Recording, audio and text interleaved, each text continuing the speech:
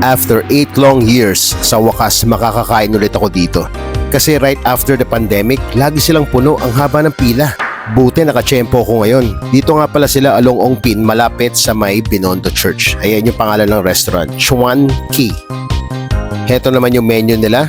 Screenshot nyo na lang. Ang daming food selection and very reasonable ang kanilang mga prices. Kaya siguro lagi silang puno. Simulan natin dito sa kanilang chicken mushroom rice.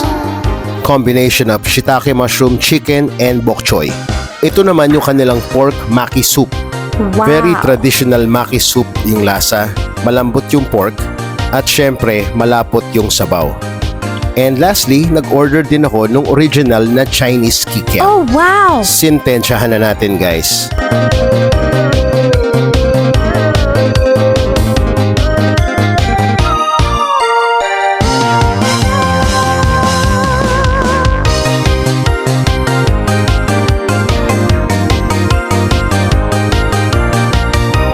So kung ang hanap nyo ay mura, mabilis, sulit sa serving, at masarap, pumunta na kayo sa Chuan Ki dahil pasok ito sa ating So good, so flavorful.